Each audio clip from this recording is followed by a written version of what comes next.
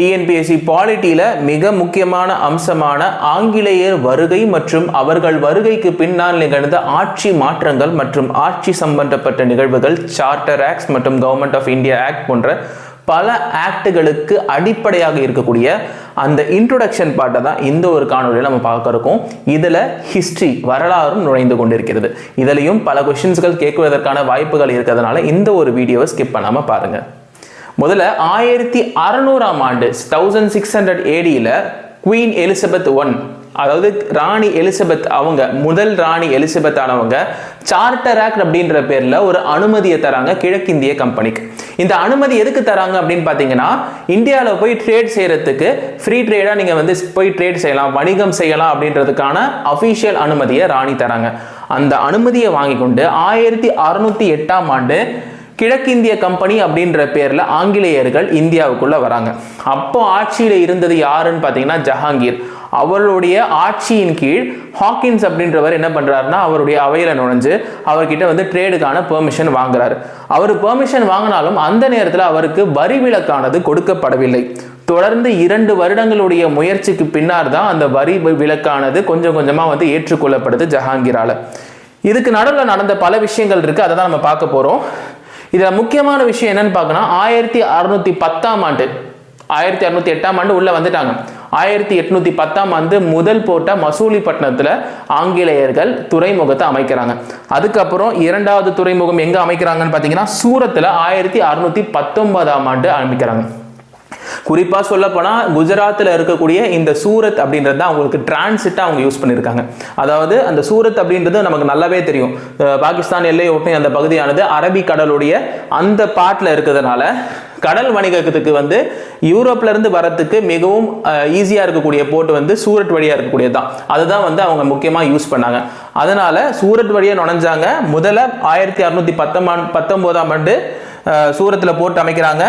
மெட்ராஸ்ல அடுத்த போர்ட்டை 1639ஆம் ஆண்டு அமைக்கிறாங்க. அடுத்து பாம்பேல 1668ஆம் ஆண்டு அமைக்கிறாங்க.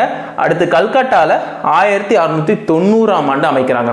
எந்த அளவுக்கு கிளியரா துறைமுகங்களை அமைச்சாதான் கொஞ்சம் கொஞ்சமா லாக் பண்ண முடியும்ன்றத அவ்வளோ கிளியரா பிளான் பண்ணியிருக்காங்க. இதுதான் இதை காட்டுது. இது மேக்சிமம் பாலிட்டியில இருக்காது, ஹிஸ்டரியில இருக்கும். இருந்தாலும் இல்லாத விஷயங்களை பார்த்து வச்சுக்கோங்க. இது யூபிஎஸ்சி சம்பந்தப்பட்ட கேள்விகளாகவும் வரக்கூடிய வாய்ப்புகள் இருக்கு. அடுத்து பார்த்தீங்கன்னா இவங்க இந்த போர்ட்டை அமைச்சிட்டாங்க.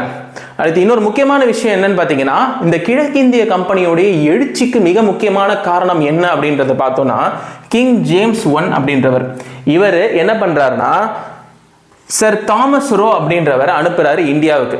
கிழக்கிந்திய கம்பெனியில நல்லா நிறைய விஷயங்களை பண்ணணும், இதெல்லாம் பண்ணணும் அப்படின்ற பேர்ல 1612 அனுப்புறாரு. சர் தாமஸ் ரோ அப்படின்றவர் அனுப்புறாரு. இவருடைய வருகைக்கு அப்புறம் தான் இந்த போர்ட் மற்றும் வணிகம் மற்றும் அந்த மாதிரியான விஷயங்கள் பலவாறு நடக்குது கிழக்கிந்திய கம்பெனியை பொறுத்த வரைக்கும். அடுத்து இவங்க என்னென்ன ட்ரேட் பண்ணாங்கன்றது நமக்கு தெரியும். சில்க், பட்டு, உப்பு, ஓபியம் சொல்லக்கூடிய அந்த ஆல்கஹால், டீ, இதெல்லாம் இவங்க ட்ரேட் பண்ணாங்க. ஆங்கிலேயர்கள் ஆட்சி பொறுப்புக்கு மிக உடனேலாம் வந்துடல. அவங்க பல ஆண்டுகள் கழித்து, அதாவது 1765ஆம் ஆண்டு தான் அந்த ஆட்சியினுடைய அஸ்திவாரமானது அவங்களுக்கு அமைஞ்சிருக்கு.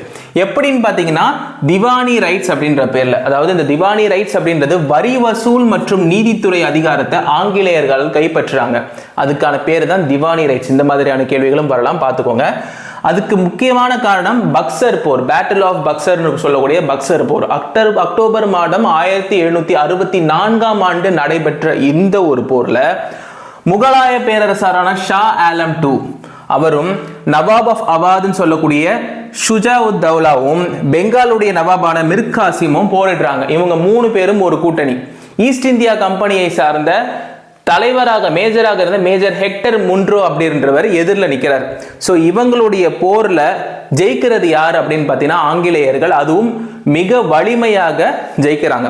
அந்த ஜெயித்ததின் காரணமாக அவங்களுக்கு மிக முக்கியமான அதிகாரம் திவானி ரைட்ஸ் அப்படின்றது கிடைக்குது.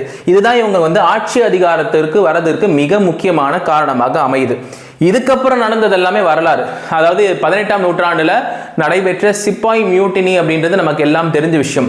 இந்த 1800s நடந்த அந்த சிப்பாய் மியூட்டினி, 1800ஸ்க்கு அப்புறம் நடந்த சிப்பாய் மியூட்டினில அந்த சிப்பாய்களின் புரட்சியின் காரணமாக இந்தியா முழுவதும் ஆங்கிலேயர்கள் ஆட்சி அதிகாரத்தை கைப்பற்றினார்கள் மற்றும் ஆட்சியின் அதிகாரத்தை கைப்பற்றியது மட்டும் இல்லாமல் ஒவ்வொரு அட்மினிஸ்ட்ரேட்டிவ் ரிஃபார்ம்ஸ் அவங்க பண்ணாங்க. எந்தெந்த மாதிரி பண்ணாங்க, அது எப்படி பண்ணாங்க, இது பாலிட்டிக்கு எப்படி சம்பந்தப்படுது. உதாரணத்துக்கு இந்த சார்ட்டர் ஆக்ட் சம்பந்தப்பட்ட விஷயங்கள், charter act, government of India act, இதெல்லாம் பேஸ்மெண்ட்டாக இருந்து இந்தியன் கான்ஸ்டியூஷன் இதெல்லாம் எப்படி டெவலப் ஆச்சு அப்படின்றத அடுத்த ஒரு காணொலியில் லாங் வீடியோவாக பார்ப்போம். இந்த மாதிரியான TNPSC topics, Indian polity, Indian history மற்றும் இன்ட்ரெஸ்டிங்கான ஃபேக்ட்ஸ் மற்றும் டாபிக்ஸுக்கு இந்த சேனலை சப்ஸ்கிரைப் பண்ணி ஃபாலோ பண்ண மறந்துடாதீங்க. அடுத்த ஒரு லாங் வீடியோவில் உங்களை சந்திக்கும் வரை உங்களிடமிருந்து விடைபெறுகிறேன். நன்றி, வணக்கம்.